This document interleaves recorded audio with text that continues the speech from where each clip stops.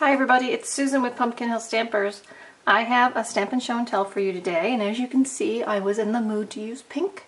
So today we're using Flirty Flamingo and Pink Pirouette. We're also going to be using the stamp set Butterfly Basics. The stamp set came out a while ago and it is now on the retiring list. So if you've been waiting to add that to your collection, now is the time.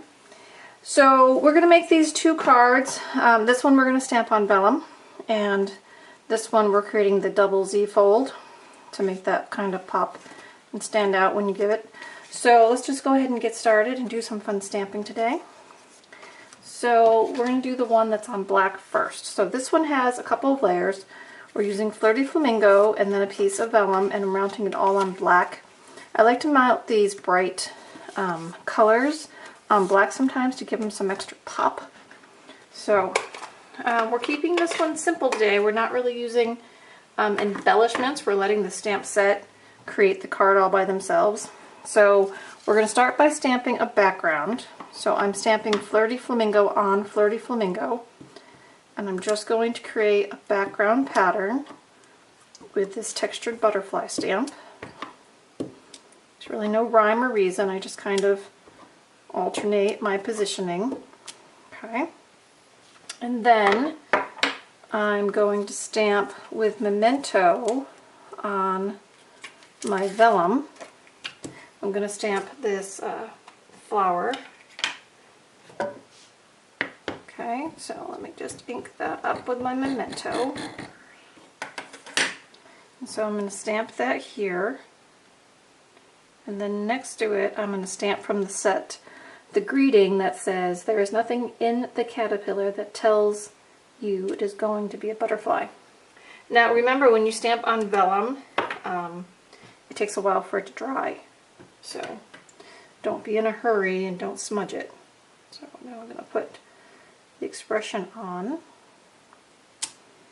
Alright, so I'm going to let that dry for just a minute. Now while that's drying, I have already, here it is, I've already stamped on a piece of scrap and die cut with the butterfly Thinliets, the butterfly that goes with that. And we're just going to start by mounting this piece on the black.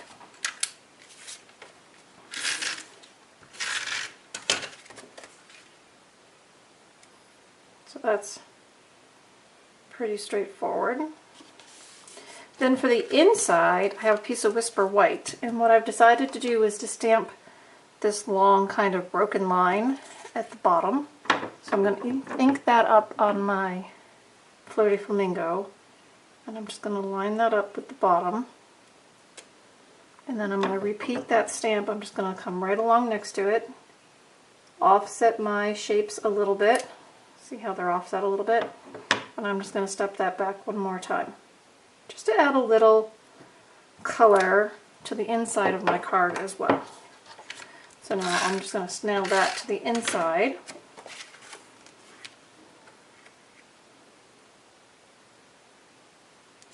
Just like that. Okay, so now we've got our vellum piece, and what I'm going to do is use my blends. Now we don't have Flirty Flamingo as a blend color, but I do have Pink Pirouette. So I've flipped it over, and I'm going to color on the back side with my blend. So I'm just adding a little bit of shading to the image, and then when we flip it around on the card, it'll just have that little bit of glow to it. So it's not really like a wow, look at me kind of technique, but it does give it a little bit of added glow. And then the green is obviously a little more prominent of a color. I did use my dark Old Olive. You could use your light Old Olive, whichever way you'd rather, or you could use them both and blend it. But I'm just adding some color just to make them stand out a little bit on our card. So again, I'm not doing a whole lot of embellishing with ribbon or jewels of that sort, or even tags or that.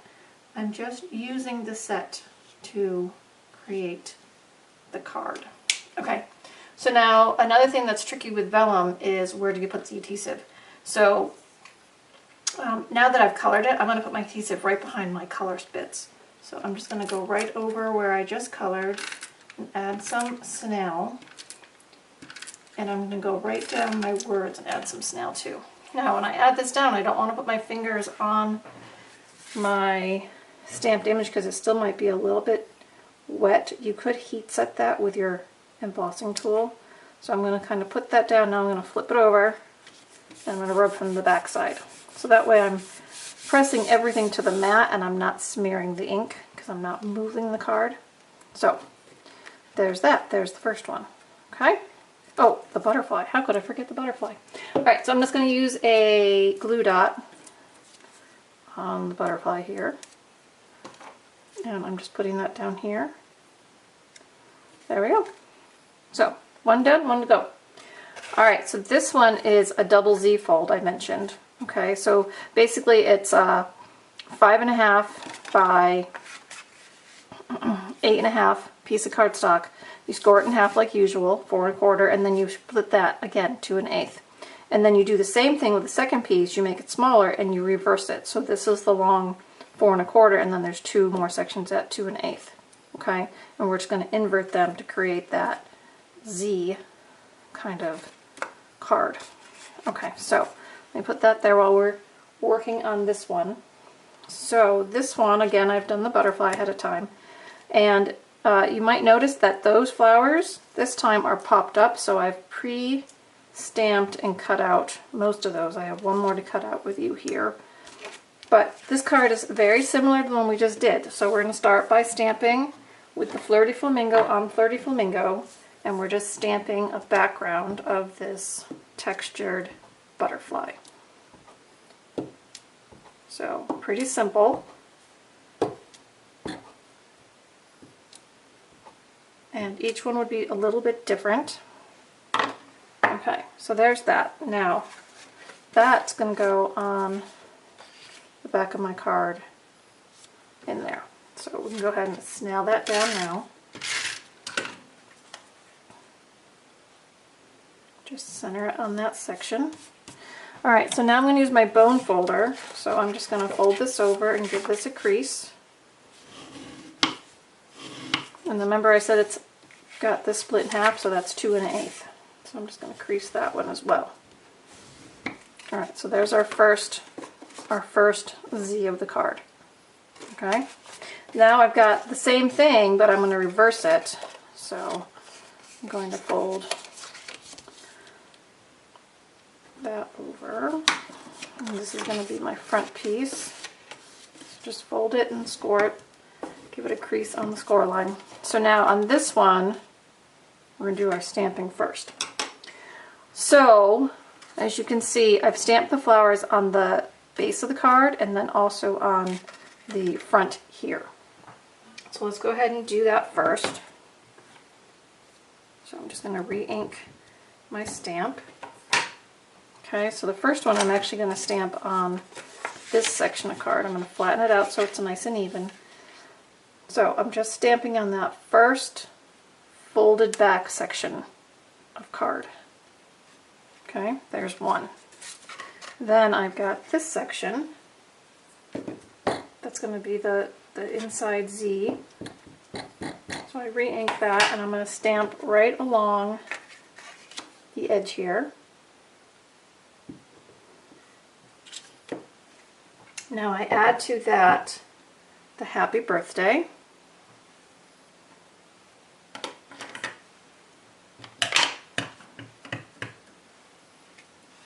So wherever it'll fit along your, I was going to go at the bottom, along your piece there. Sometimes I recommend people stamp their words first and then make the image next to wherever it's going to be.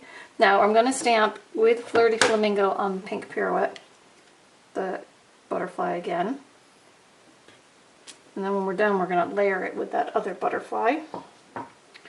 Okay, and then inside, this time we're using the Sending Wishes Your Way stamp. And that's going to go over here. Alright, so now we just have to put it together. So, let all that adhere a bit. So this is how I put mine together. Okay, so I flip it over. This folded tab is going to be adhered to the card directly. So wherever you decide you want to line this up, overlapping those flowers, and then this goes right here. Okay, so I've stuck that one down first. Okay, so now this one's going over the top. So I'm just going to flip it back. Now I can see where it's going to line up, so I'm going to put my snail right on the face of the card here. And then I just fold that down and press it, and we've put our Z together. Okay? Now I did say I stamped some extra flowers because I want to pop these up. Now I'm using the mini dimensionals because some of these flowers are pretty small, and I'm just going to fancy cut this last flower out, and then we'll add that up to the top. Now on the last one I colored in with the blends, and you could do that with color on color here as well. As long as you stamp with the memento, you can do that. Alright, let me get some of these mini dimensionals. You can also use your Stampin' Write markers if you want to add a little bit of color or shading to your flower images. I opted on this one not to color the flowers, but I did add a little bit of green to the stems. So we will do that in just a moment. Let me finish putting these mini dots on. Okay, so before we add those flowers, I picked up Pear Pizzazz as my green this time, and I'm just going to come in and kind of lightly come over the image. Not even worried about getting a complete solid coloring of it. I just kind of want to give it a green wash. I hope that makes sense. Just kind of add a little bit of green shading to the leaves and stems.